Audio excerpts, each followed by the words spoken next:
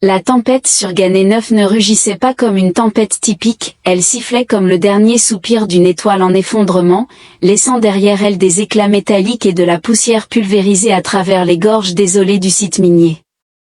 Une silhouette humaine boitait à travers le terrain fracturé entre les vestiges rouillés des raffineries abandonnées et les quais de chargement en décomposition, une main agrippant une cape qui flottait comme une toile de voile en lambeaux, tandis que l'autre pressait contre les débris fumants de son armure Uixo. Vela, princesse de l'Empire Valra, héritière de cet système et en ce moment une personne sale et perdue, maudissait entre ses dents dans 3 dialectes et 2 langues mortes. L'ironie ne lui échappait pas, la moitié de la galaxie voulait sa mort et la voilà, presque emportée par une tempête de poussière lunaire et une panne de moteur causée par la chose la plus embarrassante de l'histoire royale, une batterie à plat. Derrière elle, les débris de son croiseur personnel brûlaient encore faiblement, vacillant dans la tempête comme un phare mourant. Elle avait atterri en catastrophe sur cette lune perdue avec rien d'autre qu'une armure Uixo fracturée, un dispositif s'est bloqué et un estomac qui n'avait pas vu de nourriture depuis 20 heures. Elle avait caché son identité suffisamment bien, les marqueurs de signature de son armure effacés, l'insigne royal gravé avec un couteau plasma, mais même dépouillée, la combinaison était dangereuse. C'était de la technologie extraterrestre à son meilleur et entre de mauvaises mains, elle criait, elle est importante, capturez-la, vendez-la ou pire. L'univers n'était pas clément avec les importants. Ces scanners n'avaient détecté qu'un seul signe de vie dans la zone, un petit hangar rouillé coincé entre 2 tours minières brisées, ces signaux de puissance étaient faibles mais constants. Clignotant comme une bougie antique dans une tempête, elle titubait maintenant, traînant à moitié son armure derrière elle comme une carapace brisée, priant pour que quiconque résidant à l'intérieur ne reconnaisse pas son visage sur les affiches de primes ni son nom dans les gros titres sensationnels. La porte de l'hangar était bosselée, avec de la peinture écaillée et une pancarte peinte à la main fixée à l'avant. Les miracles mécaniques de Cole, si c'est endommagé, je risque probablement d'aggraver le problème. Vetter regarda le panneau, enleva la poussière de ses lunettes et le lut à nouveau. Un coin de sa lèvre se souleva. Contre toute attente, l'univers l'avait placé devant un mécanicien humain avec un sens du marketing déplorable. Elle frappa, aucune réponse. Elle frappa plus fort, métal contre métal, le bruit englouti par la tempête. Finalement, la porte s'ouvrit en sifflant, partiellement obstruée, et une voix rauque émana de l'intérieur. Si vous êtes ici pour me tuer, je n'accepte que les rendez-vous le mardi. Vela resserra sa capuche et se pencha dans l'ouverture. Je suis ici pour vous indemniser pour une réparation, déclara-t-elle, sa voix rauque à cause de la poussière. L'homme à l'intérieur émergea, grand et mince, orné de taches de graisse et de salopettes partiellement déboutonnées. Ses cheveux étaient une masse ébouriffée de boucles brunes, mal attachées, et son œil droit exhibait une faible luminescence provenant d'un implant cybernétique, clignotant comme une ampoule défectueuse. Cole René, un mécanicien humain et ancien contrebandier, l'examinait comme si elle était un moteur défectueux, supposant que ses rapports d'intelligence ambigus étaient exacts.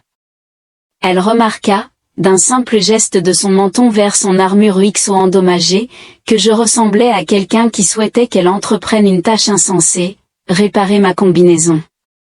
Cole haussait les sourcils, remarquant que ce n'était pas une armure, mais plutôt un don d'une casse. Bella resta silencieux, intensifiant son examen des cicatrices subtiles ornant la plaque de l'armure et du circuit sophistiqué entrelacé en dessous.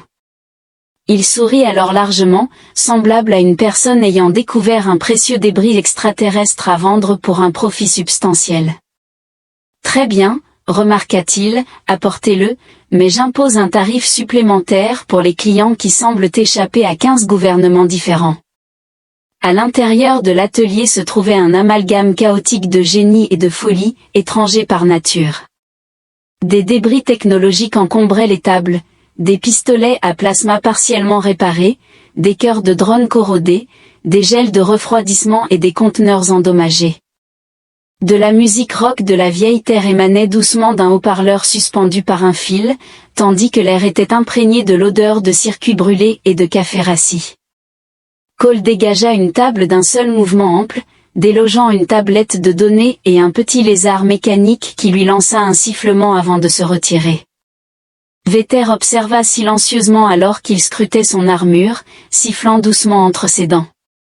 « Où avez-vous acquis cela ?» demanda-t-il, retournant une plaque d'épaule ornée de nœuds énergétiques microscopiques. « Ce n'est pas de l'équipement standard pour mercenaires. »« Disons simplement que j'ai vécu une rupture tumultueuse, » répondit-elle sèchement. Cole sourit. « Eh bien, chérie, ton ex t'a légué une technologie de combat supérieure, c'est le compliment le plus flatteur que je puisse te faire. » Il hésita puis continua. « De plus, il semble que quelqu'un ait frappé la combinaison avec un trou noir. » Velara resta silencieuse, son regard fixé sur ses mains qui se déplaçaient avec une précision sans effort, démontant les composants sans se rendre compte qu'il manipulait l'armure du fugitif royal le plus recherché du cadran. Il ne remarquait pas son observation, préoccupé à fredonner faux et à murmurer à propos d'un idiot. Les ingénieurs qui perçoivent le plaquage d'or comme un mécanisme de défense, alors que la tempête faisait rage dehors et que la nuit s'étendait, Cole travaillait, et chaque fois que ses doigts glissaient sur un fil caché, chaque fois qu'il rencontrait presque les nœuds de données intégrés dans son armure, Vala sentait son pouls. Spike, à son insu, ne se contentait pas de réparer du métal, il découvrait progressivement des couches d'un secret qui pourrait potentiellement déstabiliser des galaxies entières, la laissant incertaine de savoir s'il fallait intervenir ou observer l'étendue de ses progrès. Le lendemain matin sur Ganir 9 commença comme tous les matins précédents sur cette lune désolée, avec le ciel teinté d'une teinte violette meurtrie et les deux soleils. S'élevant à contre-cœur à travers le brouillard, tels deux yeux fatigués s'éveillant après une mauvaise nuit, l'atelier de Cole René restait faiblement éclairé. L'atmosphère était imprégnée de l'odeur de circuits surchauffés et de café de mauvaise qualité, tandis qu'en dessous du désordre de câbles et de composants de rechange se trouvait un minuscule appareil de nettoyage. Le droïde marchait en rond sans but. Défaillance de pépiment, l'existence est féodale, Velara était assise rigidement dans le coin. Avec sa capuche tirée bas, son armure endommagée était exposée comme un cadavre démembré sur la table de travail principale.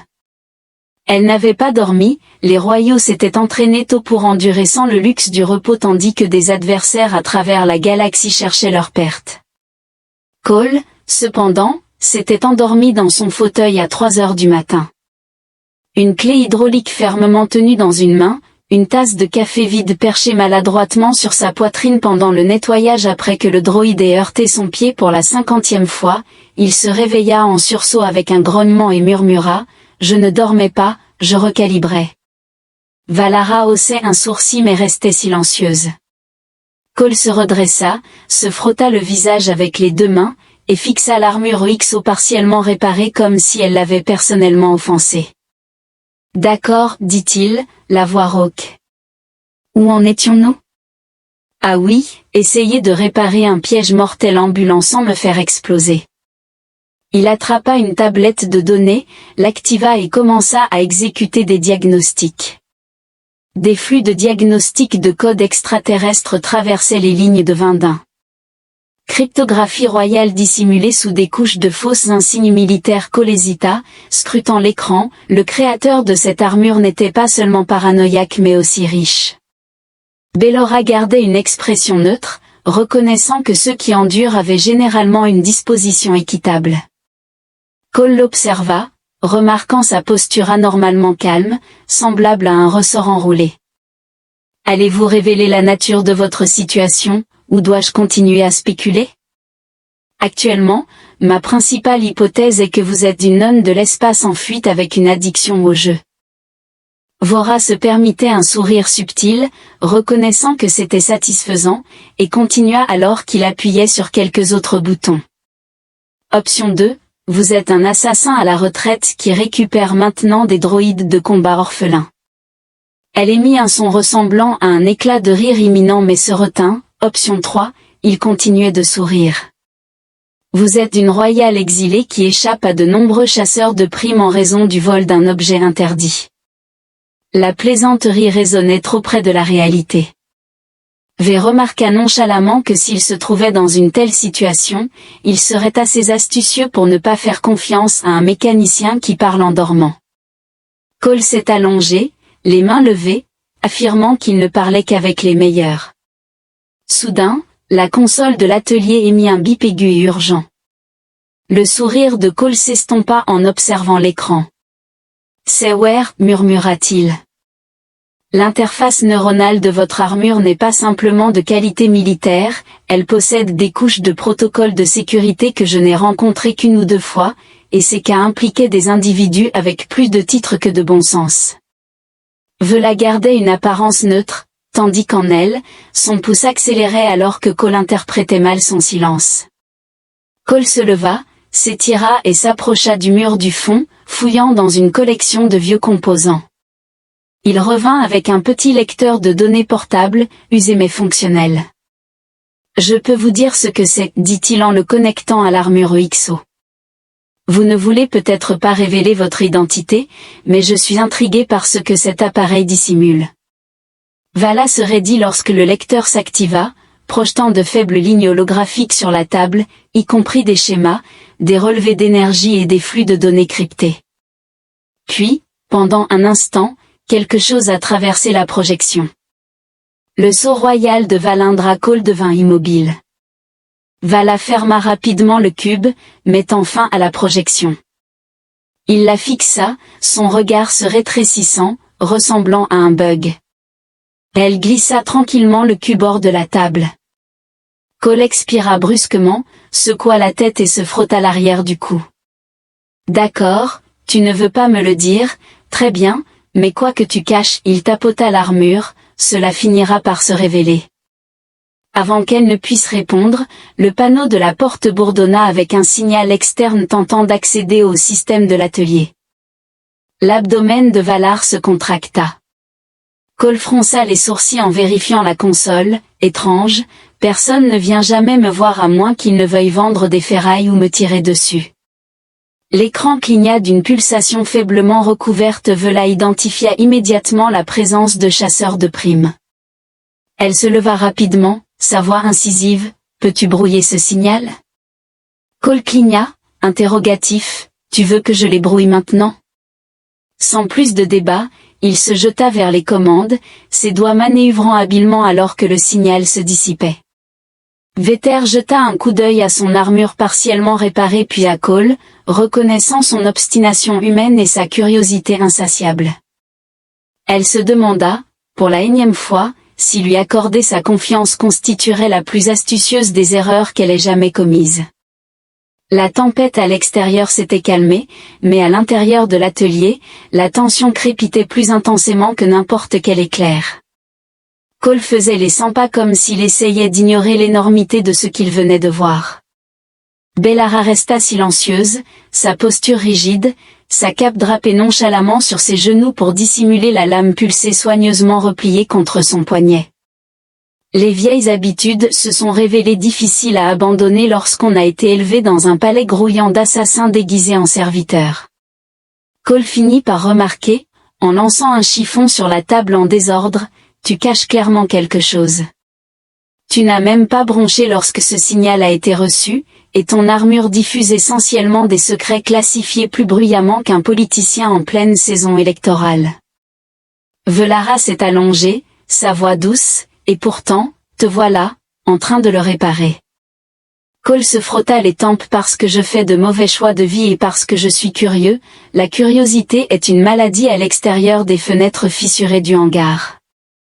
Les deux soleils avaient commencé à se coucher, projetant de longues ombres sur les tours minières en ruine. Au loin, des moteurs bourdonnaient faiblement, un vaisseau explorant la surface de la Lune. Le signal de tout à l'heure n'avait pas été un simple ping errant, c'était un balayage du CO conçu pour sembler innocent mais destiné à réveiller des technologies enfouies comme son armure UXO. Il se rapprochait. Cole se rasseyait et reprit son travail, mais Volara remarqua que ses mouvements avaient changé, moins décontractés maintenant, plus prudents, délibérés. Il ne se contentait plus de réparer l'armure, il l'observait, lisant entre les circuits comme un homme feuilletant les pages d'un livre interdit. Dis-moi quelque chose, dit-il. Avec une voix douce mais un regard perçant, quelle a été votre expérience en grandissant dans votre environnement? Je suppose que ce n'était pas dans une communauté minière. La Lune consomme des nouilles synthétiques. V a envisagé la tromperie mais a finalement offert un petit sourire. J'ai appris à démonter un fusil à photons avant d'apprendre à danser, ça ressemble à mon genre d'enfance, plaisanta-t-il en essuyant la graisse. J'ai été élevé sur un cargo, où mon père m'a appris à forcer les portes des soutes avant même que j'apprenne à lire. Tu es bien devenu, remarqua-t-elle sèchement. Oh, en effet, répondit-il avec un sourire. Maintenant, je suis un mécanicien résident dans une casse, rémunéré en secret par une potentielle fugitive royale. Les lumières de l'atelier vacillèrent un instant alors que les batteries solaires se rechargeaient, illuminant la petite zone de nettoyage. Le droïde a réitéré son affirmation selon laquelle la fin est statistiquement inévitable, à laquelle l'autre a répondu en reconnaissant la véracité de l'énoncé. Ils continuèrent ensuite leur tâche en silence, le droïde soudant des fils complexes, réparant des conduits d'énergie et reconnectant des circuits neuronaux. L'armure de Vela commença à retrouver son apparence d'origine. Élégant et périlleux, un objet qui semblait plus adapté au pont d'un vaisseau amiral qu'à un atelier poussiéreux. Cole remarqua après une longue période de silence pendant leur évasion, essayant d'éviter d'attirer l'attention sur eux. V leva les yeux et sourit sans établir de contact visuel, en disant, comme je l'ai mentionné, de mauvais choix de vie. Cependant, son sourire diminua lorsqu'un des modules de données à l'intérieur de l'armure émit un bip inattendu. Cole tapota l'interface, son front se plissant. C'est étrange. Ce module est fortement crypté, mais il semble qu'il y ait quelque chose à l'intérieur. Ce n'est ni des données tactiques ni des schémas, cela ressemble à un message. La gorge de Bella se serra en reconnaissant le module. Il la regarda, demandant si elle souhaitait révéler son contenu avant qu'il ne déchiffre accidentellement quelque chose qui pourrait mener à son oblitération. Avant qu'elle ne puisse répondre, les lumières de l'atelier s'éteignirent à nouveau, non pas à cause d'une panne de courant, mais d'une source externe. Le léger bourdonnement des moteurs s'intensifia, et la signature d'un dropship non marqué pulsa subtilement sur le radar ancien de Cole. Le tableau de bord indiquait qu'ils étaient arrivés. Cole observa avec une expression triste, « Il semble que vos admirateurs soient arrivés. » Bellora ajusta son manteau, demandant, « Combien ?» Cole examina le scanner, notant 3 ou peut-être 4 individus armés, clairement pas là pour vendre des ordures. Il observa son armure, qui manquait de composants essentiels, avec son lien neural exposé. « Tu ne peux pas encore porter ça, déclara-t-il. Les lèvres de Valar se sont contractées en réponse. « C'est acceptable. » Elle sortit un petit pistolet extraterrestre avec une plaque incurvée et un noyau bleu lumineux dessous son manteau. « Je possède plus de gadgets. » Cole récupère une clé à plasma sur la table. Tu es positionné dehors avec une arme létale, tandis que je possède une clé à molette et un outil de nettoyage. Android présentant des carences en estime de soi, Véter lui jeta un coup d'œil oblique, en disant, « Tu n'as pas besoin de t'engager. » Cole sourit en passant la clé à molette en mode étourdissement.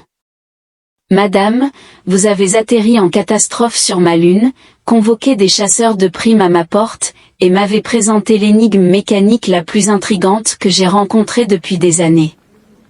Je suis déjà pris dans cette situation, dehors, des pas crissaient dans la poussière, et une voix ordonna, « Ouvrez, nous sommes au courant de votre présence. » Cole lui jeta un dernier regard, « Quelle est la stratégie ?» Ta nature énigmatique veut la souris, son pouls régulier, nous nous adaptons. Le bruit à la porte de l'hangar n'était pas simplement un coup, c'était un fracas retentissant qui résonnait à travers la structure, faisant vibrer les boulons et faisant sauter les équipements mal fixés des tables. Cole leva les yeux au ciel, ressemblant à un homme qui aurait souhaité éviter d'être assassiné avant le déjeuner. Ils sont polis, dit-il, toujours agréables quand ils traitent avec des chasseurs de primes. Frappé d'abord, Valara se positionna à l'extrémité du laboratoire, sa cape tombant en cascade tandis qu'elle inspectait la cellule d'énergie de son pistolet extraterrestre. Son regard se déplace vers l'armure UXO inachevée sur l'établi, désespérément proche de la fonctionnalité mais encore inefficace. La voix extérieure aboya de nouveau, cette fois plus incisivement, nous savons que la reine Valindra est à l'intérieur. Rendez-la, et nous accélérerons le processus. Cole ricana, il ne se trompe pas. Bellara lui lança un regard, suggérant qu'il pouvait encore partir. Il la regarda avec un sourcil arqué, sans ralentir son pas, saisit une grenade à impulsion sous la table. Non, je préfère les choix insensés, remarqua-t-il. La porte ratait encore une fois, accompagnée du gémissement inconfondible d'un coupeur magnétique. Ils sont en train de percer, remarqua Cole, son ton bref. Velara inspira profondément, entrant dans le silence auquel elle avait été conditionnée depuis son enfance. Éteignez les lumières, ordonna-t-elle. Cole obéissait sans poser de questions, et l'atelier fut enveloppé dans l'obscurité, illuminé seulement par la lueur tamisée des cellules de plasma éparpillées et le pulsar bleu du droïde de nettoyage, qui annonça promptement « danger imminent ». Bonne journée. Le découpeur à l'extérieur a sectionné la porte du hangar avec précision. Des étincelles cascadaient comme des lucioles alors que la porte grinçait en s'ouvrant, révélant 3 silhouettes, 2 chasseurs de primes en armure vêtus de combinaisons noires mat, blasters dégainés, et entre eux, un seigneur de guerre semi-cybernétique avec des optiques rouges faiblement illuminées dans l'obscurité. La voix du seigneur de guerre résonna avec un timbre bas et métallique, « Valara de Valindra, votre empire est décédé. Rendez-vous maintenant, et nous pourrions épargner l'humain. » Cole observait Bellara. Avant qu'elle ne puisse répondre, le seigneur de guerre leva son épée, murmurant qu'elle était plutôt populaire. Bellara a initié la confrontation avec une décharge rapide, tirant 2 coups, un sur le luminaire au plafond et l'autre sur la console derrière les chasseurs. Des étincelles éclatèrent, enveloppant le hangar de fumée et d'ombre, tandis que les chasseurs de primes ripostaient sans discernement, leurs projectiles fendant le vide. Cole se cacha derrière son établi, lançant la grenade à impulsion vers leurs pieds. Il a roulé jusqu'à s'arrêter, clignotant 2 fois avant d'exploser dans une décharge de force cinétique. Les 2 chasseurs de primes furent propulsés en arrière, percutant le mur avec un craquement satisfaisant. Le seigneur de guerre, cependant, ne faiblit guère, ses jambes cybernétiques le stabilisant comme un char. V tourna rapidement et silencieusement, son pistolet braqué sur lui. Dernière chance, déclara-t-elle, sa voix tranchante. L'optique rouge du seigneur de guerre la scruta, calculant. Vous n'êtes plus une reine, simplement une fugitive. Il se jeta alors avec une vitesse étonnante. Valara esquiva, mais le bras mécanique du seigneur de guerre attrape sa cape, la déchirant. Elle se retourna, tirant à bout portant dans les câbles sous ses côtes. Des étincelles jaillirent de son côté, mais il persista. Cole resta accroupi derrière le banc de travail, murmurant « Je suis officiellement à court de grenades et de stratégies viables. » Le droïde de nettoyage s'approcha, émettant un bip indiquant une probabilité de décès de 93%. « Voulez-vous une boisson complémentaire ?» Cole saisit l'appareil, reconfigura 2 circuits à la volée, et murmura « Rendons-toi utile, mon pote. » À travers l'atelier, Valara luttait contre le seigneur de guerre, évitant de justesse ses frappes dévastatrices alors que son poing cybernétique percutait le mur en face d'elle, enfonçant le métal solide. Cole s'exclama, « Et robot psycho !» Le seigneur de guerre se retourna juste à temps pour voir le droïde s'accélérer vers lui, maintenant irradiant une lueur sinistre. Cole appuya sur un bouton, provoquant la détonation du droïde de nettoyage dans une explosion EMP aveuglante, ce qui fit clignoter et défaillir les optiques du seigneur de guerre. Ses membres cybernétiques s'arrêtèrent en plein mouvement, immobilisés comme une statue. Valara agissait rapidement, frappant la crosse de son pistolet contre sa tête, faisant s'effondrer le seigneur de guerre au sol. Le silence s'installa, le seul bruit étant le léger bourdonnement du ventilateur de plafond endommagé au-dessus. Cole se leva lentement, en balayant la poussière de ses manches.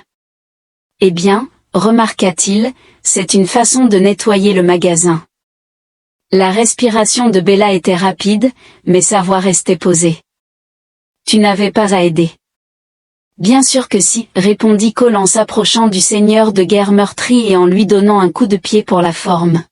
« Je dois maintenir ma réputation, je ne peux pas permettre que les autres pensent que je laisse une reine se battre sans aide. » Son regard se tourna vers lui.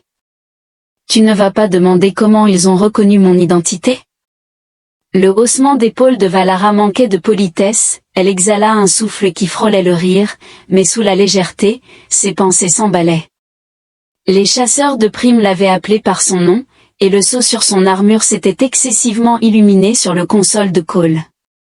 Quelque part, une situation lui échappait, et elle reconnaissait une vérité indéniable, ce n'était pas du tout terminé.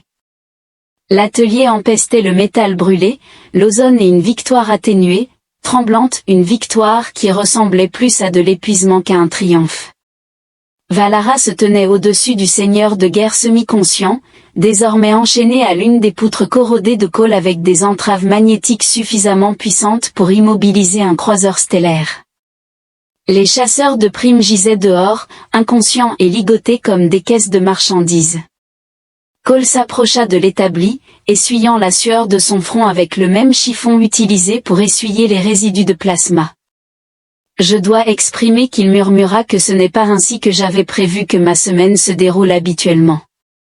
Les défis les plus importants que je rencontre sont un élévateur grave défectueux et des factures impayées sporadiques. Valara, à genoux près de son armure XO, le regarda avec une expression sèche, indiquant que cela devait être considéré comme sa mise à niveau. Il grogna mais s'abstint de discuter, l'armure était maintenant pratiquement intacte. Cole avait consacré les 2 dernières heures à terminer les réparations, à souder l'interface neuronale et à reconnecter le cœur de puissance interne, qui scintillait subtilement sous les lumières de l'atelier. Cela ne représentait pas seulement une arme, mais un symbole, une extension de la femme qui avait lutté pour sa propre survie et était restée dans l'ombre alors que son empire se désintégrait. Cole tapota légèrement l'armure, déclarant « C'est terminé, Valara ». Elle se leva, se déplaçant lentement et délibérément. Lorsqu'elle entra dans l'exosquelette, celui-ci épousa son corps comme de l'acier liquide, les plaques se fixant mécaniquement. Pour la première fois depuis des jours, Grace ressentit le poids non seulement du métal mais aussi de la responsabilité qu'il incarnait, l'interface HUD s'illuminait dans son viseur, indiquant qu'elle était entièrement opérationnelle. Cole siffla doucement, « Tu portes ce vêtement comme s'il avait été fait sur mesure pour toi. » C'était le cas, dit-elle doucement. Dehors, le système de communication bourdonnait avec un signal lointain, faible mais audible pour tous les vaisseaux de prime dans le cadran. La prime de 7 sur Valara de Valindra est maintenant annulée. Répétez, annulée. L'Empire de Valindra annonce une cessation immédiate des hostilités. Le signal royal a été vérifié. Cole observa son front plissé, et elle offrit un léger sourire, un sourire qui lui avait échappé pendant des années.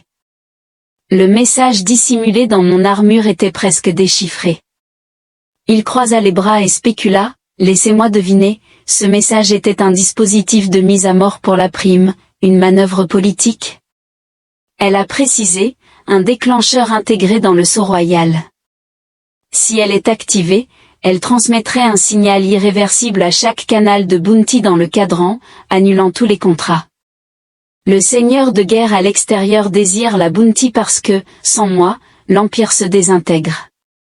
Cole la regarda, remarquant qu'elle aurait pu agir à tout moment.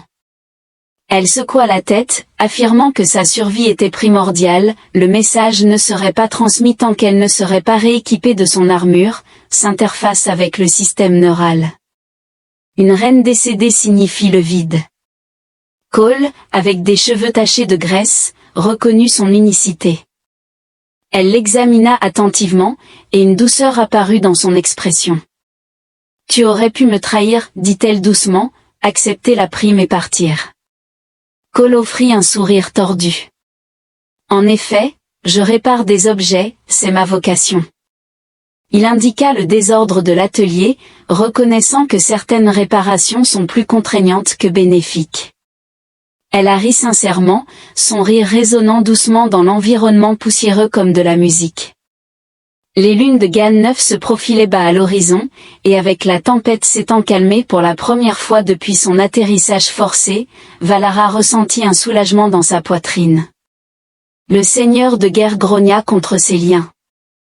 Cole s'approcha en traînant les pieds et frappa le front de l'homme avec le manche de sa clé à molette, en déclarant « Quand tu te réveilleras, informe tes associés que j'augmente mes tarifs. » L'armure de Farah émit un bruit de cliquetis. Doucement alors qu'elle se tournait vers lui, elle déclara « Je devrais partir, l'Empire m'attend. » Cole répondit avec désinvolture, bien qu'une tension sous-jacente soit évidente. La royauté ne s'associe généralement pas avec les mécaniciens sur les lunes minières.